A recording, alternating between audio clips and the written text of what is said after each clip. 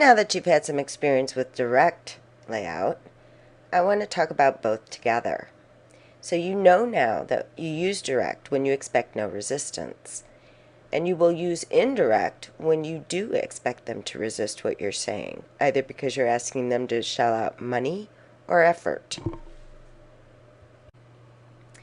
The format is pretty straightforward. We put the good stuff right up front, we want them to do, we give the reason for the change, we add an indented vertical list if we have action items, and our warm fuzzy, hopefully, and the contact info and end date. So, for my visual learners out there, we could say that direct is kind of like a pizza. All of the stuff you want them to do, the action to take, is right on top. It's in the first paragraph, first sentence, hopefully, and sometimes even the subject line. And the crust just supports the request because we're expecting no resistance. Now that you're feeling more comfortable with the direct approach, here's when you will want to use indirect. You'll use it when you have bad news. You'll use it when you're requesting a favor that's above and beyond their normal job description. You'll want to use it when you have that difficult announcement to make that nobody wants to hear. Or when you're denying a request. Or, as in this case, when you're proposing something that they maybe won't want to do. Okay, you've probably already guessed it. The indirect layout formula is almost exactly opposite of the direct. First, as with your proposal or with your request, you're going to want to buffer it. You're going to want to make a connection. A good choice would be to compliment them for something they're already doing. Make sure it's sincere, though. Then, in the middle paragraph, we'll bury our request. And we do this because we have to transition from our appreciation of them into what we want them to do. We also want to end this paragraph with why it would be easy for them to do it, what we're willing to do to make it easy for them. And then we will conclude by showing the benefit to them, why it will help them to do this, and looking to the future, how it'll benefit them in the future. And then we still want to give them a deadline when we'd like to hear back so that they have a time frame to make their decision. Good.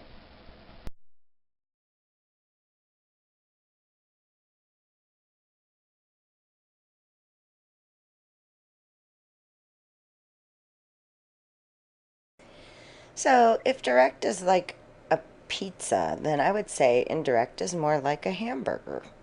That's right, all the meat is going to be in the center. And the top bun will be our buffer, trying to warm them up a little bit, tantalize them. And the bottom bun will hopefully offer them a little something to look forward to. In the case of denials, which we'll be doing next week, you will hopefully be able to give them some extra pickles and cheese and tomatoes to make them feel like they're walking away with something. In your request, the something you'll be offering them is the benefit and your willingness to make it easy for them. Now you're ready to write it. And for this assignment, you will be rewriting Robert's mistakenly direct approach to the request for a laptop, and you will be yourself writing to Naomi in the indirect format. So to do this, I would like you to use a memo format because it is an internal communication. And that means that whenever we communicate within our own organization, we use memo. And whenever we communicate outside our organization, we use a letter. So think about that. Even if another company is housed within your building, if they're subcontractors, for instance, they would receive a letter from you. Conversely, someone within your organization who may be in another state will receive a memo, all of which is becoming a moot point because we pretty much use email all the time. But I just wanted you to know the difference. So we're writing a memo, and this time I'm going to ask you to do something different with your subject. Here, I do not want you to be specific. Do not mention the laptop here, because then you stand the risk that it goes to the bottom of the stack, or worse, the circular file. So we're going to go nice and general, and the key, which is the key to motivating anyone to do whatever you want them to do, is to figure out the benefit to them.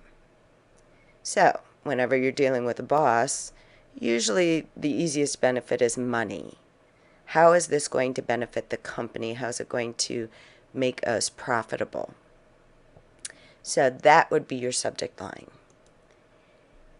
And you're going to use the indirect format, so you'll need a buffer. And there's some great examples. On page 255 in your book, there's a table of examples of potential buffers, mostly for when you have to deliver bad news, but we can use them too in this case, since we want to soften up our audience and make them receptive to our idea.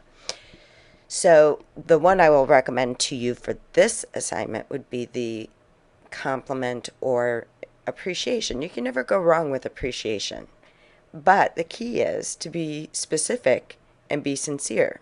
Since this is fictitious, you get to make it up. Whatever you would like a boss to be great at is what you would put in here. The next thing you will need to do is create a second paragraph, but you still can't come out with your request. You don't want that in the first line. It'll jump right out at them. We want to bury it within this second paragraph. So we'll need a transition that somehow relates the buffer, something you mentioned in the buffer, to your request and making the company better. The second sentence then will be where you can place your actual request. And I don't want you to dodge the bullet. I don't want you to obfuscate in any way. You will want to specifically state how much money you think this laptop will cost. But I'll give you a trick in a later slide so that you can do this gracefully without emphasizing the cost. Here I will say to you, never, ever, ever, ever, ever use unfortunately or regrettably, because the minute you do, you emphasize the bad news. We don't want this to sound bad. We want it to be a good thing. So we will not use unfortunately. We'll use instead an although phrase. And I'll show you how to do that in a later slide. So we don't want it to be the last thing that our reader sees either. So we're going to add a third sentence. And the third sentence will be your willingness to assist in some way, or how this will be easy for them to accomplish. Because the other aspect of this is how much effort it takes. So we want to make it sound really easy. Your last paragraph, you'll want to start with some kind of benefit, or you could go back to your original appreciation or compliment. But benefit will definitely help them to salivate over your idea and get excited about your idea. The next sentence will offer a way that you would like them to contact you. Again, be specific like you were in your direct memos. And I'd like you to offer them an end date to help them know, to give them a time frame in which they have to come up with a decision. Now be careful here, because there's a temptation to put your deadline, which is the PepsiCo presentation, in this paragraph. And if you do that, you're going to run the risk that they're going to choose the wrong date. So leave all other dates out. Just the date you want your response is what we want here. But you can still mention the PepsiCo because it's a great motivating factor. So you can mention Pepsi, just don't put two dates in here. Good. So your assignment will be on number 7, page 274. But remember, you're going to rewrite this. Rewrite what Robert has written. So to help you transition to presenting, because we're using indirect format, you can look at some examples on the bottom of page 151. There's an example, perfect example of how to handle cost, and some other ideas continuing on to 152 in your book. Now, I want to remind you about word choice too, because you'll remember how you felt when I said if you fail the exam, you will fail the class. But then when I changed just that one negative word to pass, if you pass the exam, you will pass the class. It feels better. And don't forget, when I changed it to when you pass the exam, you will pass the class, it was even better. So now, if I write, as you may be tempted to do in your first draft, a laptop is the best way to sell our product. Okay. Unfortunately, which I told you never ever do, the laptop I want is $3,000. What I've done here is I've emphasized the fact that it's going to cost us a lot of money. That is not what I want to do if I want somebody to shell out the money. So watch how I handle it with my although phrase. I'm going to break out the although. Here it comes. Although the laptop may cost $3,000, it will pay for itself within the week.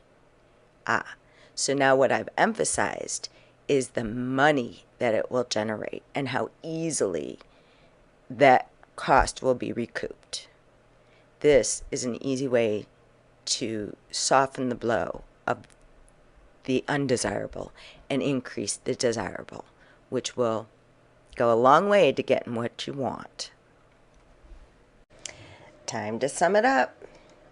So your direct is like a pizza. You tell them what you want to do up front.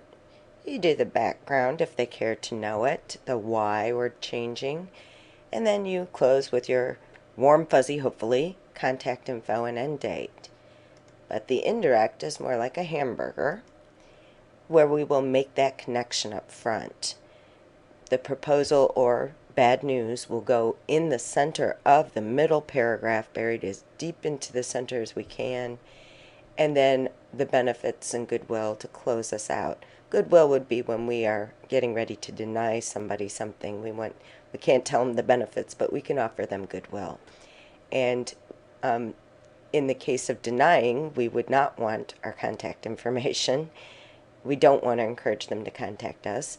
But in the proposal situation, we do want them to contact us. And then we always want to offer them something extra